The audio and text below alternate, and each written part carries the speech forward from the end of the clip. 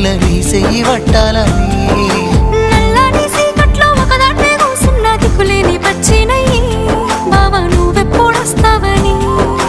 ఏళ్ళైపోతుంది పిల్ల ఎన్నెలొచ్చింది మన బతుకులా ఏలైపోతుంది పిల్ల ఏలు వట్టంగా వస్తున్నాయా ఇన్నాళ్ళ ఎడబాటు ఎడవాసిపోతుందిలే ఈ సీనయ్య గుంటున్నదే